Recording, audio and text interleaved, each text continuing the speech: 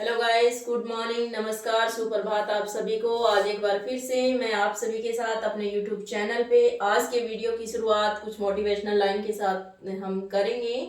जीत की खातिर बस जुनून चाहिए, जीत की खातिर बस जुनून चाहिए, जिसमें उबाल हो ऐसा खून चाहिए, जिसमें उबाल हो ऐसा खून चाहिए। ये आसमां भी आएगा जमीन पर, ये आसमां भी आएगा जमीन पर, बस इरादों में जीत की गूंज होनी चाहिए, बस इरादों में जीत की गूंज होनी चाहिए। आइए दोस्तों, आज की टॉपिक की शुरुआत हम करते हैं। आज का टॉपिक आप सभी के लिए बहुत ही शानदार होने वाला है। आप मेरे साथ बने रहें, पूरा वीडियो आप देखें, शेयर करें, कमेंट करें और लाइक भी सब्सक्राइब भी करें। तो आइए आज की वीडियो की हम शुरुआत करते हैं। आज का हमारा टॉपिक है पोस्ट एचआईवी एक्सपोजर मैनेजमेंट, या फिर हम कह सकते हैं post exposure prophylaxis. Post HIV exposure management के अंदर हम बात करेंगे सबसे पहले कि एचआईवी एक्सपोजर के चांसेस हमें कहाँ कहाँ हो सकते हैं। काम के दौरान आप देखेंगे किसी भी हॉस्पिटल्स की सेटिंग, हॉस्पिटल्स में सर्जरी के दौरान आपको हो सकता है। अगर पेशेंट का आप इंजेक्शंस लगा रहे हैं उस दौरान हो सकता है। यहाँ पे कोई भी आप ड्रेसिंग्स कर रहे हैं उस दौरान भी आपको जो है एचआईवी एक्सपोजर हो सकता है। तो सबसे पहले हम देखते हैं कि जैसे ही हमें एचआईवी एक्सपोज अगर हो जाता है किसी भी पेशेंट का, तो हमें क्या करना होता है। सबसे पहले हमें इमीडिएट सोप एंड वाटर के साथ जो इंजर्ड साइट है उसको वॉश करना होता है। अगर हमारे स्किन पे कहीं भी अगर ब्लड गिरा है पेशेंट का, तो उसको भी साबुन पानी से वॉश आउट करना है। उसके बाद हमें किसी भी एंटीसेप्टिक या बिटाडिन या ब्लीच का यूज नहीं करना है।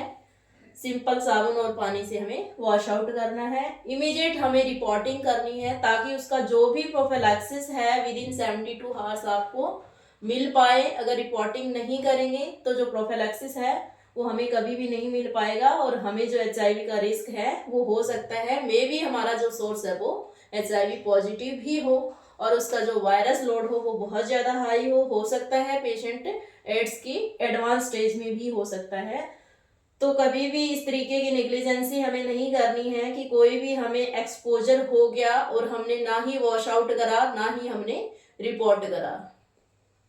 उसको हमें सीरियसली लेना है, पूरा जो प्रोटोकॉल्स है उसको हमें फॉलो भी करना है। तो सबसे पहले बताया है कि जो एवरेज रिस्क होता है एचआईवी इन्फेक्शन का आफ्टर एक्सपोजर वो कितना % हो सकता है। जैसे हमें एचआईवी इन्फेक्शन के साथ अगर एक्सपोज हम हुए हैं तो अगर स्मॉल अमाउंट में ब्लड गिरा है और स्किन हमारा इंटैक्ट था तो हमें किसी भी प्रकार का कोई रिस्क नहीं है।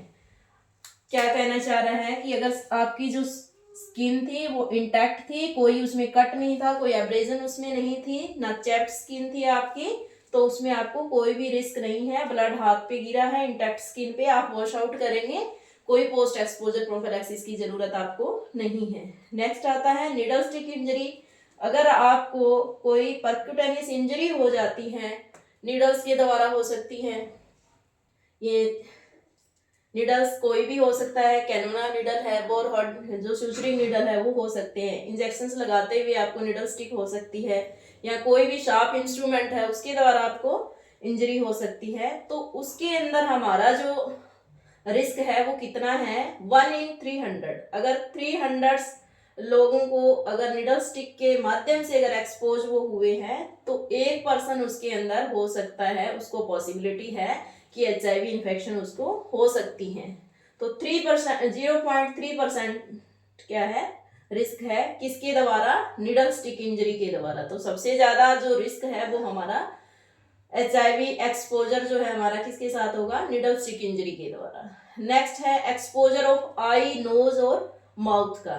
अगर ब्लड के साथ हमारा आई का कांटेक्ट हो गया, नोज का कांटेक्ट है और माउथ का कांटेक्ट है, तो उसमें रिस्क है कि 1000 लोगों में से 1% उसमें रिस्क है ना।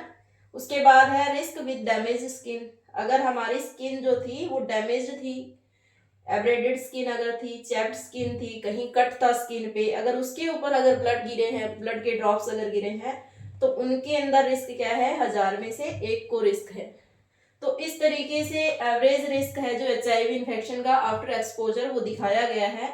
तो इन रिस्क को ध्यान में रखते हुए हमें क्या करना है, HIV एक्सपोजर का जो प्रॉपर प्रोफिलैक्सिस है उसको हमें जरूर ध्यान रखना है, ताकि कोई भी जो रिस्क है उससे हम खुद को इन फ्यूचर प्रिवेंट कर पाए।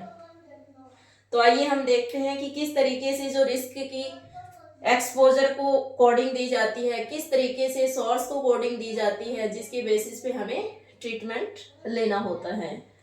जो प्रोफिलैक्सिस है, जो पैप है, is made on the basis of degree of exposure, कि कितने डिग्री का एक्सपोजर हमें हुआ है, किस डिग्री पे हमको जो प्रोफिलैक्सिस है वो लेने की जरूरत है। इसके अंदर यही देखा जाता है। एक्सपोजर कोडिंग होती है।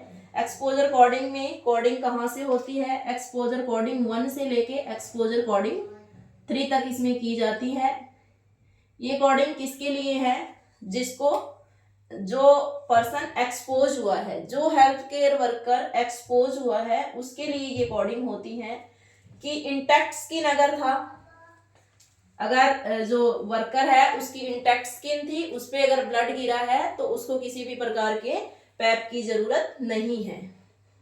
अगर स्किन में कट था, म्यूकस मेम्ब्रेन जो है वो इंटीग्रिटी जो उसकी थी वो कॉम्प्रोमाइज्ड अगर थी, तो उसमें क्या कोड दिया जाता है, उसमें 1 या 2 ड्रॉप्स ब्लड के गिरे होंगे, लेस अमाउंट अगर ब्लड की गिरी है, और म्यूकस मेम्ब्रेन का जो इंटीग्रिटी भी कॉम्प्रोमाइज था, स्किन कट था हल्का फुल्का, तो उसमें कोड दिया जाता है एक्सपोजर कोड 1।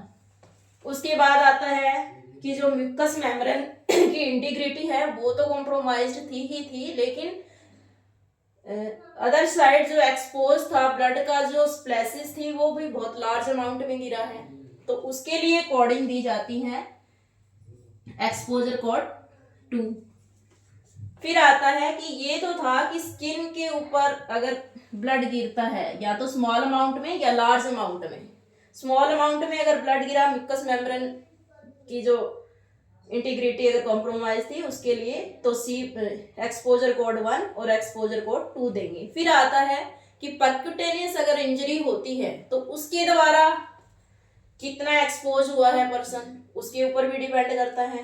परक्यूटेनियस इंजरी किससे होगा, या तो कोई कट लगा है निडल के द्वारा, या कोई कट लगा है किसी भी शार्प इंस्ट्रूमेंट के द्वारा, तो उसमें कई बार होता है सिर्फ निडल से स्क्रैच लग गया, तो उस कंडीशंस में हमें क्या करना है, उस कंडीशन के अंदर भी आपको एक्सपोजर कोड 2 देना है। उसके बाद आता है दूसरी साइड में ये है कि परक्यूटेनियस इंजरी भी हुई है, लेकिन जो इंजरी है वो बहुत ज़्यादा डीप थी, बहुत ज़्यादा डीप है, और जो ब्लीडिंग है वो भी बहुत ज़्यादा हुई है उस कट की वजह से, तो उसको हम कोड एक्सपोजर कोड 3 के अंदर इंक्लूड करते हैं। तो इस तरीके से एक्सपोजर कोडिंग की जाती है। उसके बाद सोर्स कोडिंग होती है।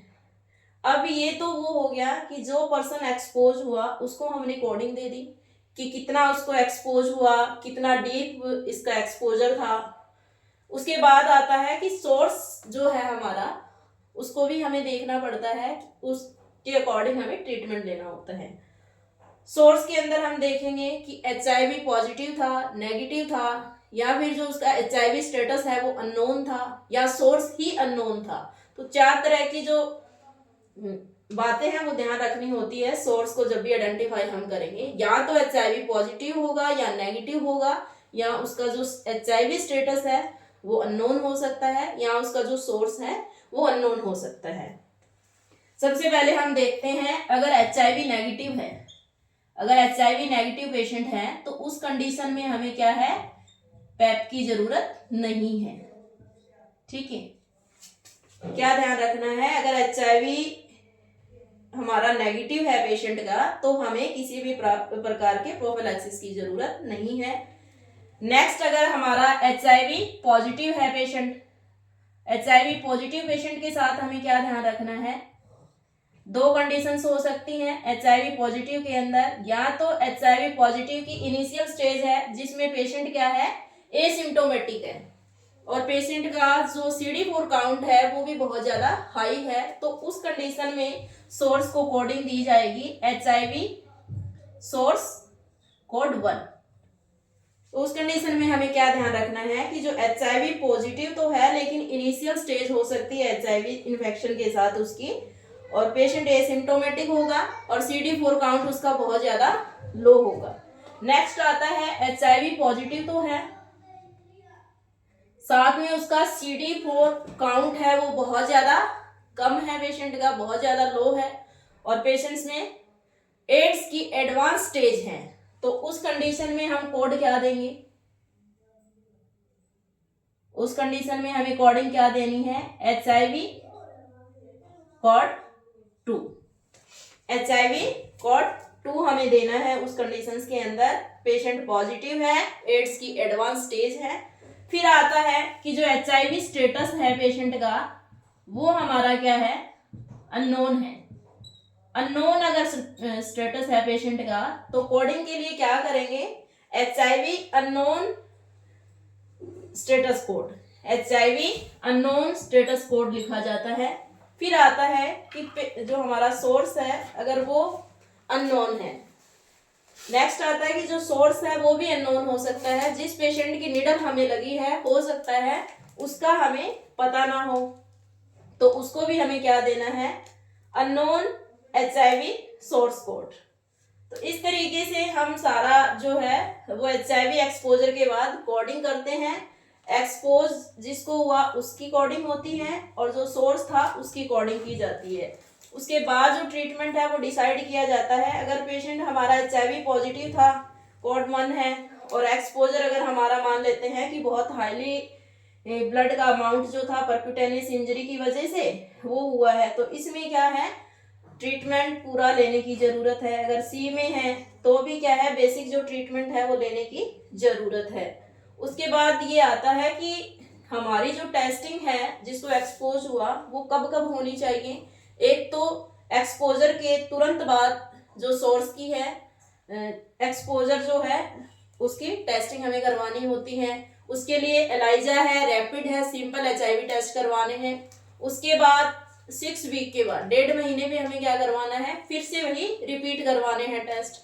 उसके बाद फिर 3 महीने पे सारे टेस्टिंग करवाने हैं। अगर 12 वीक के बाद जो एक्सपोज पर्सन है, जो पर्सन है एक्सपोज्ड वाला, उसकी क्या करना है, अगर पॉजिटिव आ जाता है HIV तो उसको ट्रीटमेंट के लिए फिजिशियन के पास रेफर कर देना है। और इसका जो ट्रीटमेंट है एक्सपोजर HIV का हमें कंफर्म है, पेशेंट का सोर्स हमें कंफर्म है HIV का, तो विद इन 2 आवर्स हमें उसकी फर्स्ट डोज लेनी होती है। उसके बाद विद इन 72 आवर्स जो उसका 28 दिन का पूरा ट्रीटमेंट होता है, एंटी रिट्रोवायरल थेरेपी जो रहती है वो हमें कंप्लीट करनी होती है, ताकि इन फ्यूचर हमें HIV का जो इन्फेक्शन है उसका रिस्क ना रहे। इसी के लिए बाकी जो भी काउंसलिंग होती है, जो फॉलोअप होता है, जो हमारी ICTC टीम जो होती है, इंटीग्रेटेड काउंसलिंग टेस्टिंग की जो हमारी टीम रहती है वो पूरी तरह से काउंसिल करते हैं जो भी एक्सपोज्ड पर्सन होता है उसको, कि किस किस तरीके से उनको मेडिकेशंस लेनी होती हैं। मेडिकेशंस का ये शेड्यूल रहता है कि जो फर्स्ट मेडिसिन है, फर्स्ट डोज है विद इन 2 आवर्स लेनी है। नेक्स्ट जो भी मेडिसिन रहते हैं 28 दिन का जो ट्रीटमेंट रहता है वो लेना होता है, बेड टाइम लेना होता है। 2 से 3 घंटे डिनर के बाद वो मेडिसिन हमें लेनी होती है। उसके कुछ साइड इफेक्ट्स होते हैं, जैसे नोजिया है, वॉमिटिंग है और टायर्डनेस है, हेडेक भी है। ये तो उसके साइड इफेक्ट्स कुछ रहते हैं मेडिसिन के, लेकिन जो ट्रीटमेंट है उसको पूरा करना होता है, कंप्लीट करना होता है, ताकि इन फ्यूचर आपको HIV का रिस्क ना रहे। आशा करती हूँ आज का टॉपिक आप अच्छे से समझ गए होंगे कि किस तरीके से अगर HIV के साथ एक्सपोजर आपका हो जाता है तो उसकी प्रोफिलैक्सिस क्या रहेगा और कैसे लेना रहेगा। Thank you, have a nice day. बेटा बीच में ही आ गए ना, मेरी वीडियो खराब करवा दी।